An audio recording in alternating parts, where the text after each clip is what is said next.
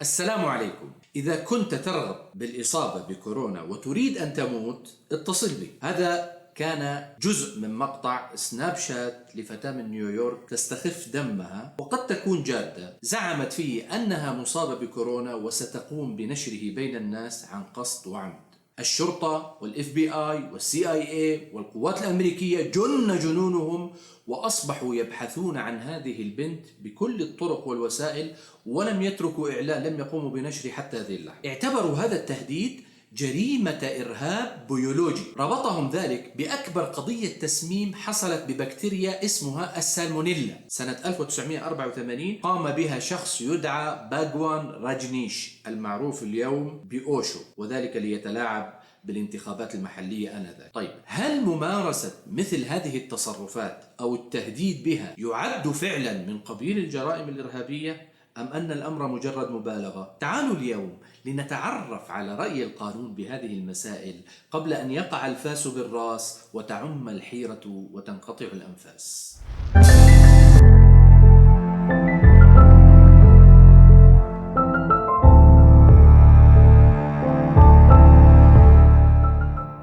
بداية ضروري أن نعرف الفرق بين الوباء والمرض المعدي. فالوباء هو المرض المعدي، ولكنه يمر بمرحلة يكون فيها سريع الانتشار يفضي إلى الموت وليس له علاج أو مصل، ولا يمكن الوقاية منه بتدابير احترازية عادية. كورونا على سبيل المثال الآن وباء، سارس في فترة سابقة وما زال يعتبر وباء، وهكذا. المرض المعدي مثله تماما، ولكن يمكن الوقاية منه بشكل احترازي عادي. الإيدز على سبيل المثال، التهاب الكبد الوبائي، حمى الضنك، السل، كلها أمراض موجودة ولكنها معدية وخطيرة وتستوجب احترازات طبية معينة، لكن ليس على نطاق واسع كما هو الوباء. لو لاحظنا فإن كلا النوعين يشتركان في نفس الخصائص، وأهمها التدابير الاحترازية الوقائية عادية كانت أو عالية. وبما أنهما يحتاجان لتدابير احترازية ووقائية معينة، فإن خرق تلك التدابير يعتبر أمرا خطيرا يستدعي الإبلاغ عنه للسلطات المختصة وبالأخص الجهات الأمنية. وأي أمر بطبيعته يستوجب الإبلاغ فإنه مصنف من قبيل الجرائم المهددة للأمن في القانون. وبما أن الجرائم مستويات في خطورتها، فإن أخطر الجرائم هي الجرائم التي تمس أمن الدولة، وتزيد خطورتها عندما تكون تلك الجرائم عرف متفق عليه بين مجموعة من الدول، مثل جرائم الإرهاب الأمني والعسكري والبيولوجي والفكري وخلافه. وعليه فلا نستغرب عندما نجد البعض ممنوعين من السفر، أو أن بعض الدول ترفضهم حتى بعد انتهاء السجن والعقوبة، ذلك لكون الجريمة في الأصل كانت جريمة إرهاب دولي، وكثيرا ما فإن صاحبها لا يعلم. هل هذا الكلام صحيح أو معقول أو هو من قبيل الهرطقة؟ اسمعوا لهذه الحدوتة. واحد مجنون من الهند كان عامل عاقل، وما زال أتباعه إلى الآن يعتقدوا أنه عاقل للأسف، اسمه أوشو. كان له مديرة أعمال اسمها مآنيند شيلا، عايشة إلى الآن.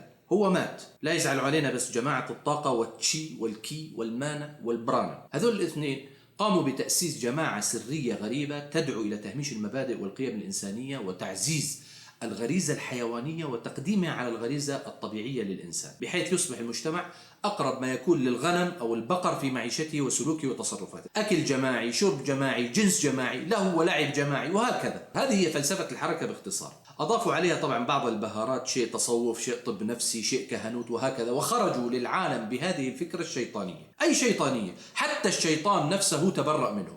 الهندوس نفسهم في الهند طردوهم واعتبروهم تهديد للطبيعة البشرية واغتيال لأساسياتها البسيطة. الكلام هذا ليس بعيد، من أيام السبعينات أو الثمانينات أتكلم. المهم، بعد أن طردتهم الهند هاجروا الولايات المتحدة سنة 1980 واختاروا منطقة عدد سكانها قليل ليؤسسوا لأنفسهم كيان مجتمعي رسمي، مستغلين ثغرات الدستور الأمريكي آنذاك. وفعلا جمعوا الحشود ونادوا الأتباع وأدخلوهم عبر الهجرة غير الشرعية أو بالاحتيال على القانون إلى غير ذلك، إلى أن وصلوا لما يقارب 15,000 حيوان، أقصد تابع. وبذلك كونوا أقلية. الأقلية في أمريكا تعدادها 150 شخص فما فوق. ارتكبوا 1000 جريمة وجريمة في سبيل تنفيذ مخططاتهم، وكان من أهم أسلحتهم البكتيريا والفيروسات والسموم. تورطوا بأكبر عملية تسميم في الولايات المتحدة، قاموا بهجوم بيولوجي قذر على ولاية أوريغون الأمريكية، سمموا فيها ما لا يقل عن 750 شخص دفعة واحدة. لوثوا منتجات السلطة والطعام في مطاعم المقاطعة بالكامل ببكتيريا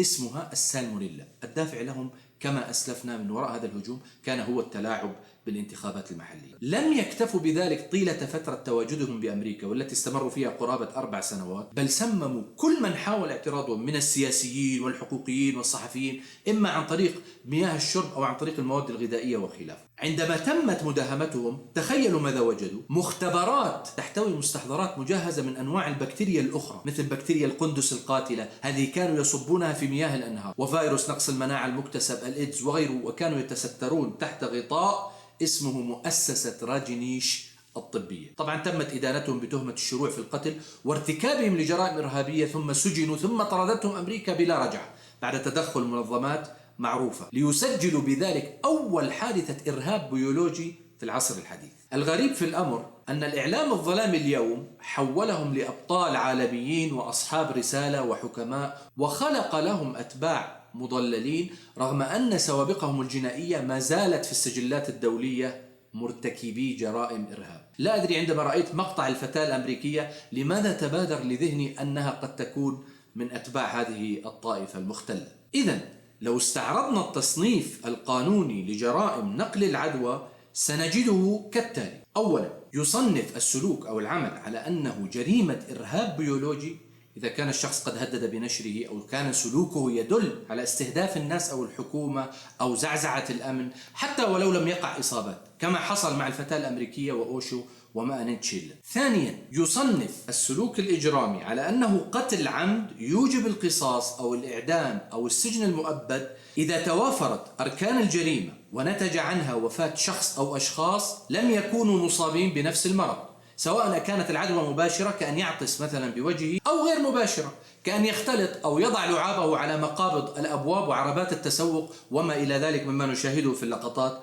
والمقاطع اليومية. ثالثا، يصنف شروعا بالقتل يوجب السجن المشدد والتعويض أيضا إذا توافرت أركان الجريمة وكان يعلم أنه مصاب ويقصد الإضرار حتى ولو كان دون نية القتل. مثاله من هرب مثلا من الحجر كي لا يشعر بالعار من المرض وأنه لوحده هو الذي أصيب به واختلط بالناس فأصابه. رابعا، يصنف على أنه قتل خطأ، وهذه أقل درجات القتل ولكن تستوجب السجن ودفع الدية كما تعلمون إذا كان يعلم أنه مصاب وأخفى الإصابة لسبب ما وخالط الناس استخفافا بالمرض أو رعونة أو إهمالا أو خالف التدابير الاحترازية وما إلى ذلك. أخيرا، يصنف على أنه جريمة إخلال بالأمن توجب الغرامة المالية والسجن كذلك متى ما حصل اختراق للتدابير الاحترازية الصحية أو الأمنية حتى ولو لم يقع ضرر على الآخرين، أو قام بنشر وتداول شائعات غير صحيحة من شأنها إرباك الناس أو التأثير عليه. ونحن في كل ما سبق نتكلم عن الفرد، عن الشخص، فكيف ما لو ثبت أن هذا الإرهاب قد مورس من منظمة أو دولة